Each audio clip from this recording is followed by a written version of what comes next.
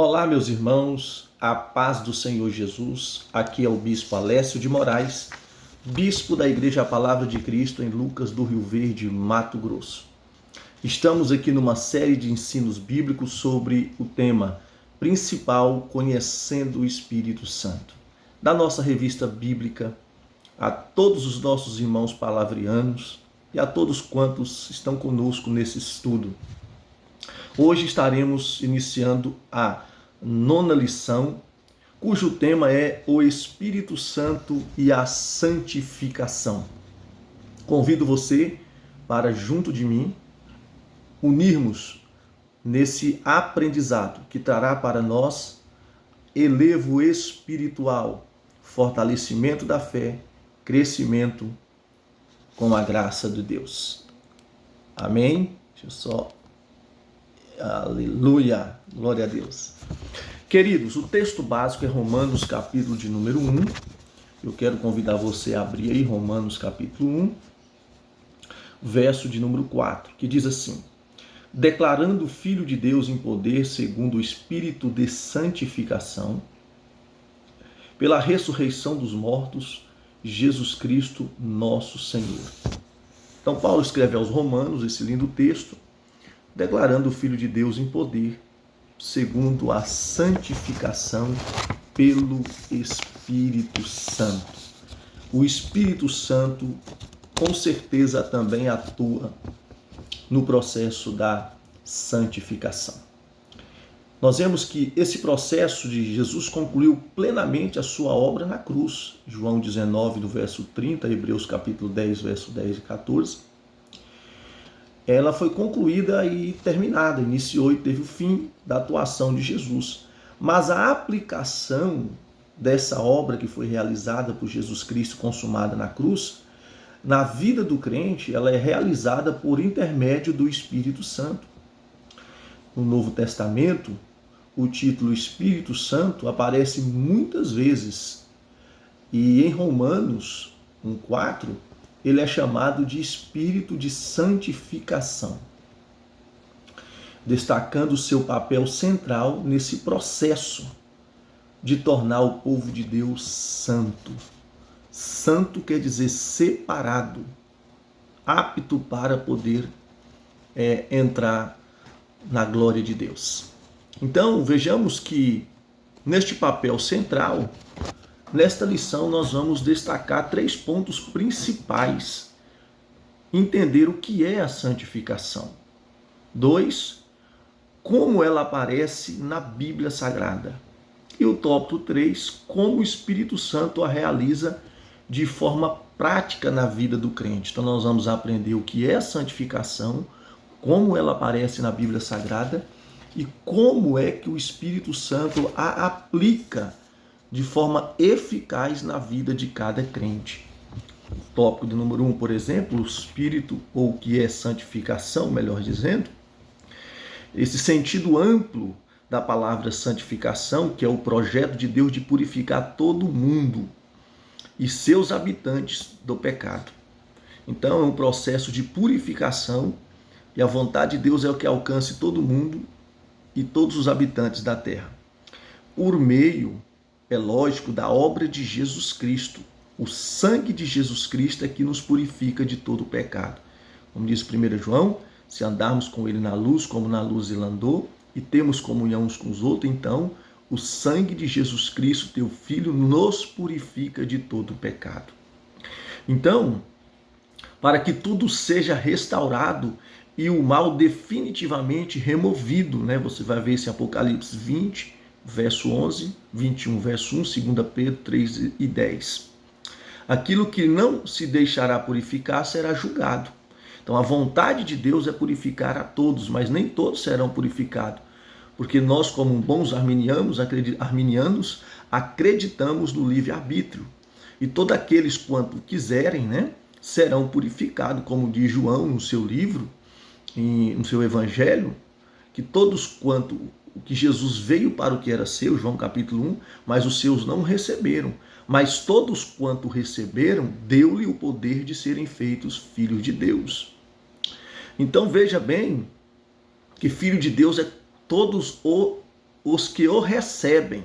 Os demais são criatura.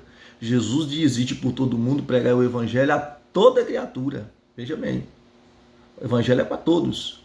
Aquele que crê, então ele se torna filho e é batizado e nasce de novo, será salvo. O que não crê já está condenado, né? Porque não creu em Jesus Cristo.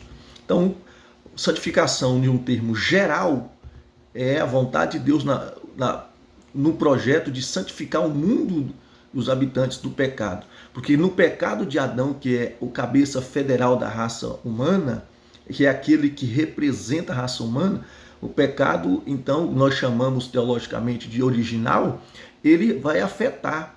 Mas não é somente, por exemplo, falando aqui, deixa eu dar uma ajeitadinha aqui, pronto.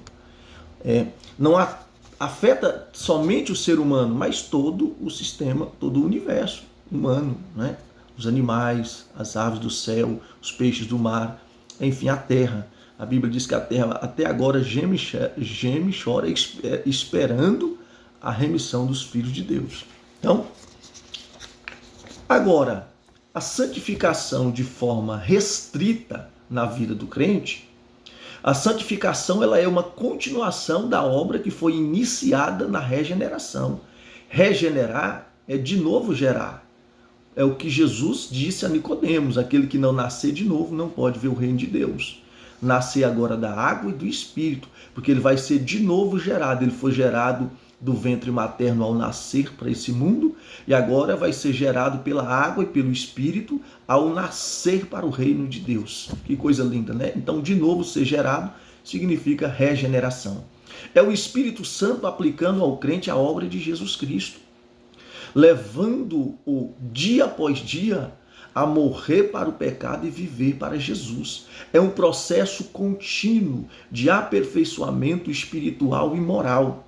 Então veja que a atuação do Espírito Santo nesse processo de santificação, ele aplica restritamente aos crentes, aos cristãos nascidos de novo, a obra de Jesus Cristo, levando o crente pelo poder da palavra, do nome de Jesus, do sangue de Jesus Cristo, a lutar contra o mal, aperfeiçoando o crente no sentido primeiro espiritual e depois moral, trazendo o crente a viver uma nova vida em Cristo. E esse processo é contínuo até o dia em que o cristão partir dessa vida por meio da morte ou o dia do arrebatamento da igreja.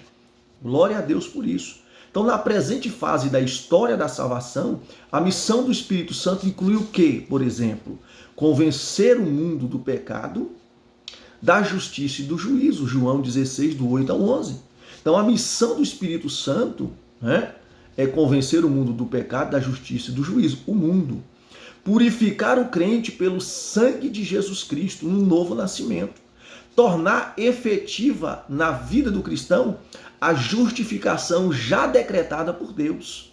Ou seja, ele vai tornar efetivo a justificação, né, porque o sangue de Jesus Cristo e a obra de Jesus Cristo nos justificou diante de Deus. Estava morto em nossos pecados e delitos, mas pela morte de Jesus Cristo, a condenação, a cédula que era contra nós foi rasgada e cravada na cruz e foi pago o preço a Deus, né? Então nós somos em Cristo justificados. É bom nós tentarmos compreendermos essa palavra. E então o Espírito Santo, a partir do novo nascimento, vai tornar efetiva na vida do cristão essa justificação. Também vai revestir o crente de poder para que ajude como instrumento na santificação de outros. Ou seja, o Espírito Santo mesmo vai nos revestir de poder para que através da nossa vida, que vai se tornar um instrumento de Deus, possamos atingir os outros cristãos neste processo de santificação. Embora nós não temos uma ação efetiva no processo, a não ser a instrumentalidade. Ele irá nos usar, mas a obra é do Espírito Santo de Deus. A gente precisa mentalizar isso. Por meio do quê? Da pregação e da edificação da igreja. Então, quando nós pregamos, quando nós ensinamos, quando nós instruímos, por meio de nós, o Espírito Santo nos usando para a santificação da vida dos demais cristãos de toda a congregação da igreja. Olha que coisa maravilhosa. Mas eu quero deixar aqui claro que a obra da santificação é uma obra exclusiva de Deus. Porque as pessoas, eu vou dar aqui, peraí, deixa eu só concluir isso aqui. O crente é instrumento na mão do Espírito Santo. Porque tem pessoa que não sabe discernir o pensamento arminiano do pelagiano. No pensamento pelagiano e semi-pelagiano, no pelagianismo, por exemplo, é o homem quem dá o passo, é o homem que se converte, é o homem que faz, é o homem que toma posse da salvação. No semi-pelagiano, o homem é quem toma posse, é o homem quem faz, aí o Espírito Santo vem e habita nele. No arminiano, não. No arminianismo, é obra de Deus. A salvação vem com a graça preveniente que liberta o nosso arbítrio e Deus nos oferece pela graça a salvação. E nós temos a atitude de querer ou não querer. É apenas aceitar ou não, tomar o pão e comer. Aquele que pega o pão e come não tem mérito nisso, a não ser de aceitar ou não aceitar. Mas a obra exclusiva é de Deus. Então, fomos acusados por alguns tempos na história da igreja de pelagianismo e sem pelagianismo, mas nunca fomos. Na verdade, somos bíblicos e teológicos. Mas falando na santificação, que deixa claro, nós apenas somos instrumento, mas a obra é exclusiva e única do próprio Deus, por intermédio de Jesus Cristo, a segunda pessoa, ou a terceira pessoa da Trindade, que é o Espírito Santo, que nós estamos citando aqui agora. A santificação na Bíblia. No Antigo Testamento, por exemplo, a humanidade após a queda, lá em Adão e Eva, vive num mundo caído. Deus é santo e deseja comunhão com o ser humano, mas não pode tornar-se menos santo. Ou seja, Deus quer comunhão conosco, mas não pode assumir uma forma menos santa do que ele é. Então, por isso o homem é chamado por Deus para se tornar um ser santo. E santo no sentido de separado, consagrado a Deus. Mas, como é santo aquele que vos chamou, sede vós também santo em toda a vossa maneira de viver. 1 Pedro 1,15. Aí você vai ver uma referência em Levítico 11,44. Então, a palavra hebraica significa ser separado do uso comum, para Deus. Coisas, pessoas, lugares, dias e até águas eram santificados para o uso divino. Era santificado. Êxodo 19, verso 6, 28, verso 2 ao 4, Levítico 23, verso 32 e número 5, 17. Então veja que Deus separava, consagrava objeto, pessoas, lugares, coisas, águas, para o uso no sentido religioso, para a glória de Deus. Deus ensinava por meio de rituais de purificação que ele é santo e que o pecado contamina. Coisas e pessoas que podiam ser purificadas eram lavadas, aspergidas com água, especialmente água viva, e muitas vezes associada a sacrifícios. Então havia rituais de purificação, sacrifícios de purificação no Antigo Testamento, que tornavam o homem puro para que ele pudesse exercer um ministério, uma função e até mesmo o sacrifício. Os sacerdotes precisavam se lavar, tomar banho, aspergir água, sangue, cumprir os rituais para que ele pudesse oferecer o sacrifício e se apresentar diante de Deus. O objetivo era restaurar a comunhão, ou seja, tornar o homem santo para que esse pudesse se aproximar de Deus, que é santo. Coisas que não podiam ser purificadas, vestes e casas tomadas de bolor, por exemplo, deveriam ser destruídas, muitas vezes pelo fogo. Levíticos 13, Gênesis 19, 24 também vai dizer isso. Deus continua disposto a purificar quem desejar.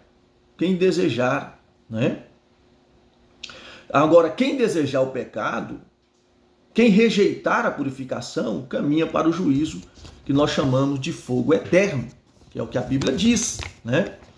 Então, a purificação no Novo Testamento. Como se dá a purificação no Novo Testamento? A palavra ragazo que é santificar e consagrar, né? Catarzo, por exemplo, purificar, tornar limpo, são usadas para descrever a purificação espiritual na nova aliança.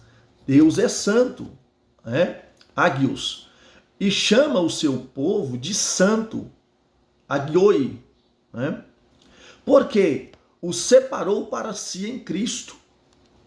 A santidade de Deus é ativa, ela mesmo torna puros os impuros, por meio da morte expiatória de Jesus. Então hoje, a partir do Novo Testamento, não há mais necessidade de se usar o cordeiro para sacrifícios, para purificação, sangue de cordeiro, de bode, de animais, para santificação. Por quê? Porque o sacrifício perfeito já foi feito. O próprio Deus ofereceu a Jesus Cristo, seu Filho, como o Cordeiro de Deus, como diz João Batista. Eis aí o Cordeiro de Deus que tira o pecado do mundo. E hoje essa santificação e essa purificação acontece na vida do cristão, como eu já disse atrás, pela obra que Cristo realizou na cruz. O sangue de Jesus Cristo hoje nos purifica de todo pecado. Não precisamos mais fazer sacrifício, porque o sacrifício perfeito, único, expiatório, universal foi feito em Cristo Jesus. Jesus é o sacrifício perfeito, pleno e completo, e a sua obra é completa. Agora ela é apenas aplicada em nós pelo Espírito Santo para ter eficiência ou para ser eficaz em nós. Então, hoje é o sangue de Jesus Cristo que nos purifica de todo pecado, né? Agora, por exemplo, a santificação ocorre primordialmente no âmbito individual. Cada pessoa, pelo livre-arbítrio, decide, né, se quer ou não o domínio de Deus em sua vida. Quem rejeita a graça enfrentará o juízo eterno. Então as pessoas não serão condenadas, como disse Martinho Lutero, pelos seus pecados, mas por rejeitar o Salvador dos seus pecados. Isaías 66, 24, Mateus 25, 41, 46 fala do juízo para aqueles que não quiserem, que por seu livre-arbítrio desejaram não receber essa dádiva, esse presente de Deus. Assim como em Apocalipse capítulo 20, do 14 ao 15, você vai ver isso. Percebe-se que Deus já determinou que todo o universo será finalmente purificado por água no passado e por fogo no juízo final. Mateus 3:11 ao 12, 2 de Pedro 3:10. Então, já está marcado por Deus que a purificação total há de acontecer, após a conclusão de todo o processo, de toda a trajetória da humanidade já definida pelas Escrituras Sagradas. A santificação pelo Espírito Santo é o terceiro tópico. A santificação pelo Espírito Santo envolve a cooperação contínua do crente. Quem tem essa esperança purifica a si mesmo. Como é que eu posso purificar a mim mesmo? É a pergunta. Apenas, como eu disse, cooperando, contribuindo, aceitando, submetendo, fazendo a vontade de Deus, dando a liberdade do Espírito Santo, que a Bíblia diz que onde há o Espírito, há liberdade. Cooperando, obedecendo, submetendo, fazendo a vontade de Deus. Respondendo à obra que o Espírito Santo realiza, ou seja, respondendo positivamente à obra do Espírito Santo em minha vida. Podemos resumir a atuação do Espírito Santo na santificação em 4 movimentos principais. Primeiro, convencendo o pecador. A primeira atuação no processo de santificação do Espírito Santo é convencer o pecador. O Espírito Santo é quem convence o homem do pecado, da justiça e do juízo, como eu já disse lá em João 16. Leva o pecador a reconhecer sua culpa e necessidade de um Salvador. O Espírito Santo convence ele que ele é culpado, mas que ele pode se livrar da condenação se ele tiver um Salvador. Então a salvação não está numa instituição, a salvação não está numa denominação, a salvação não está em qualquer outra coisa a não ser em uma pessoa, na pessoa de Jesus Cristo. Jesus Cristo é o único Salvador, o caminho, a verdade e a vida. Sem essa convicção, não há meio de salvação. Contudo, essa atuação pode ser resistida. Atos 7:51. Porque o Espírito Santo trabalha, ele convence, não obriga. Ele te chama, ele não te obriga. Ele te convida, ele não te obriga. Cabe a você aceitar o convite, o chamado do Espírito Santo na sua vida. E com o seu livre-arbítrio decidir querer ou não. Cada um dará conta de si perante Deus. E Deus não fez máquinas e robôs. Deus fez pessoas com capacidade de pensar. E você é uma delas. Segunda obra, testificando de Cristo, aplicando a salvação. O Espírito Santo testifica de Cristo. João 15, 26, 27. Confirma a palavra com sinais e maravilhas. Atos 2, 22, Atos 4, do 8 ao 12, Atos 5, verso 12. E conduz o pecador à conversão do novo nascimento. João 3, do 5 ao 8. Na conversão somos santificados pelo Espírito. Romanos 15, 16. 2 Tessalonicenses 2, 13. 1 Pedro 1 e 2. Lavados e regenerados. 1 Coríntios 6, 11. Inseridos no corpo de Cristo. 1 Coríntios 12, 13. Feito nova criatura. 2 Coríntios capítulo 5, verso 17.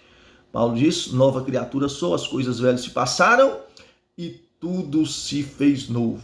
Terceiro, o Espírito Santo trabalha na santificação contínua e no revestimento de poder.